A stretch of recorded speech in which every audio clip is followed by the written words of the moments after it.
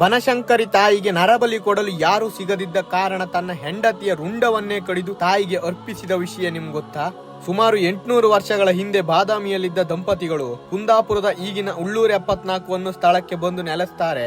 ಆದ್ರೆ ಪ್ರತಿ ವರ್ಷವೂ ಅಲ್ಲಿಗೆ ಹೋಗಿ ಪೂಜೆ ಕೊಡುವಾಗ ಒಬ್ಬರನ್ನ ಕರ್ಕೊಂಡು ಹೋಗಿ ನರಬಲಿ ಕೊಡ್ತಾ ಇರ್ತಾರೆ. ಆದ್ರೆ ಇವರಿಗೆ ವಯಸ್ಸಾಗಿದ್ದು 1 ವರ್ಷ ಯಾರನ್ನು ಬಲಿ ಕೊಡ್ಲಿಕ್ಕೆ ಕರ್ಕೊಂಡು ಹೋಗ್ಲಿಕ್ಕೆ ಆಗದಿದ್ದ ಕಾರಣ ತನ್ನ ಹೆಂಡತಿಯ ರುಂಡವನ್ನೇ ಕಡಿದು ದೇವಿಗೆ ಬಲಿ ಕೊಟ್ಬಿಡ್ತಾನೆ.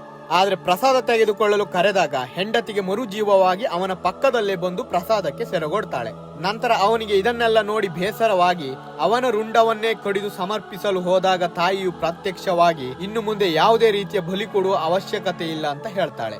ಆಗ ಆ ಮುದುಕ, ನನಗೆ ಇಲ್ಲಿಯವರೆಗೆ ಬರಲು ಕಷ್ಟ ಆಗುತ್ತೆ ತಾಯಿ ಅಂದಾಗ, ನಾನೇ ನೀನಿದ್ದಲ್ಲಿಗೆ ಬರುತ್ತೇನೆ ಅಂತ ಹೇಳಿ ಅವರ ಹಿಂದೆ ಬಂದು ಕುಂದಾಪುರದ ಉಳ್ಳೂರು 74 ಸ್ಥಳದಲ್ಲಿ ಬಂದು ನೆಲೆಸ್ತಾಳೆ. ಅಂದಿನಿಂದ ಈ ಭಾಗದಲ್ಲಿ ಬನಶಂಕರಿ ತಾಯಿಯು ನಂಬಿದ ಭಕ್ತರನ್ನೆಲ್ಲ ಸಲಹುತ್ತಾ ಬಂದಿದ್ದಾಳೆ. ಅಲ್ಲೇ ಪಕ್ಕದಲ್ಲಿ ಕೋಟಿ ಚೆನ್ನಯ್ಯರ ಗರಡಿಯೂ ಇದ್ದು ಇದು ಇನ್ನಷ್ಟು ಅದ್ಭುತವಾಗಿದೆ. ಇದು ಗರಡಿಗಳಲ್ಲೇ ಕೊನೆಯ ಗರಡಿಯಾಗಿದ್ದು ಕೋಟಿ ಚೆನ್ನಯ್ಯರು ಬೆಮ್ಮರ್ ದೇವರ ದರ್ಶನಕ್ಕಾಗಿ ಈ ಮಾರ್ಗವಾಗಿ ಬರುವಾಗ ಸ್ವಲ್ಪ ಸಮಸ್ಯೆಯಾಗಿದ್ದರಿಂದ ಬೆಮ್ಮರ್ ದೇವರೇ ಇವರಿಗೆ ದರ್ಶನ ನೀಡಿದ ಅತ್ಯದ್ಭುತ ಸ್ಥಳವಾಗಿದೆ. ಇಲ್ಲಿ ಪ್ರಧಾನ ಪೂಜೆ ನಾಗಬೆಮ್ಮರ್ಗೆ ಇದ್ದರೆ ಕೋಟಿ ಚೆನ್ನಯ್ಯರು, ದೇವಿ ಬೈದೇತಿ, ಮೈದಾಳಿ, ಜೋಗಿ ಪುರುಷ ಹೀಗೆ ಹಲವರಿಗೆ ಪೂಜೆ ಇದ್ದು ಹಲವಾರು ರೀತಿಯ ಹರಕೆಯನ್ನು ಹೊರುವುದಲ್ಲದೆ ಮಕ್ಕಳಿಲ್ಲದವರು ಮೈದಾಳಿ ಅಮ್ಮನ ತೊಟ್ಟಿಲನ್ನ ತೂಗುವ ಹರಕೆಯನ್ನು ಹೊರ್ತಾರೆ. ಹಾಗೂ ವಿಶೇಷವಾಗಿ ಜೋಗಿ ಪುರುಷರಿಗೆ ಸಿಗರೇಟ್ ಅನ್ನು ಕೊಡುವ ಹರಕೆಯನ್ನು ಇಲ್ಲಿ ಹೊರ್ತಾರೆ.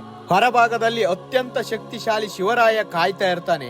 ಶಿವರಾಯನ ಶಕ್ತಿಯಂತೂ ಅತೀವವಾಗಿದ್ದು ಅತಿ ಬೇಗನೆ ತಮ್ಮ ಕಷ್ಟಗಳನ್ನು ಪರಿಹರಿಸ್ತಾನೆ ಎನ್ನುವ ಅಗಾಧವಾದ ನಂಬಿಕೆ ಇದೆ. ಪಕ್ಕದಲ್ಲೇ ಮಾರಿಯಮ್ಮನ ಗುಡಿಯೂ ಇದ್ದು ಈ ಬನಶಂಕರಿ ತಾಯಿಯ ಕ್ಷೇತ್ರವು ಅತ್ಯದ್ಭುತವಾಗಿದೆ. ಸಾಧ್ಯವಾದ್ರೆ ಒಮ್ಮೆ ಭೇಟಿ ಕೊಟ್ಟು ತಾಯಿಯ ಆಶೀರ್ವಾದವನ್ನು ಪಡೆಯಿರಿ. ಹಾಗೆ ಇದೇ ರೀತಿಯ ವಿಡಿಯೋಗಳಿಗಾಗಿ ನಮ್ಮ ಪೇಜ್ ಅನ್ನು ಫಾಲೋ ಮಾಡಿ ನಮ್ಗೆ ಸಪೋರ್ಟ್ ಮಾಡ್ತಾ ಇರಿ.